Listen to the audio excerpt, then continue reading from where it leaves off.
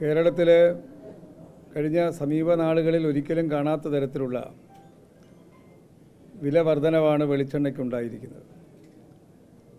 മലയാളിയുടെ നിത്യോപയോഗ സാധനങ്ങളിൽ ഏറ്റവും പ്രധാനമാണ്, ഒഴിവാക്കാൻ കഴിയാത്തതാണ് വെളിച്ചെണ്ണ.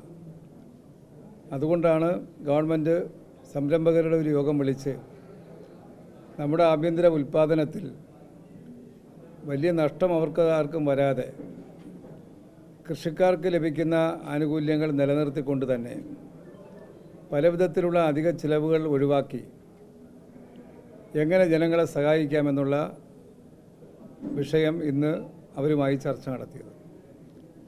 ആ ചർച്ചയിൽ പൊതുവിൽ പറഞ്ഞാൽ വളരെ പോസിറ്റീവായിട്ടുള്ള ഒരു സമീപനമാണ് കേരളത്തിലെ സംരംഭകർ മുന്നോട്ട് വച്ചത് എന്നത് ഞാൻ ആദ്യം സൂചിപ്പിക്കുകയാണ്.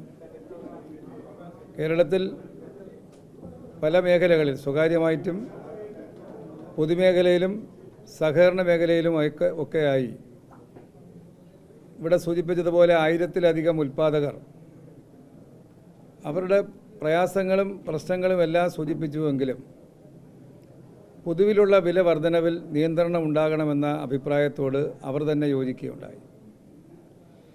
അതിൻ്റെ അടിസ്ഥാനത്തിൽ അവർക്ക് കുറയ്ക്കാവുന്ന തരത്തിലുള്ള കുറവ് വരുത്താൻ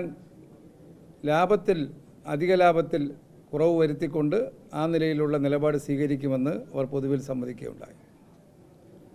അതോടൊപ്പം കേരളത്തിലെ ജനങ്ങളെ സഹായിക്കാൻ കഴിയുന്ന തരത്തിൽ സപ്ലൈകോ വീണ്ടും രണ്ടാമത്തെ ടെൻഡറാണ് വെളിച്ചെണ്ണയുമായി ബന്ധപ്പെട്ട് 1-ാം തീയതി ഉച്ചയ്ക്ക് 2 മണിക്ക് അവസാനിക്കുന്ന ടെൻഡർ നടപടിയിലേക്ക് പോയിട്ടുള്ളത്.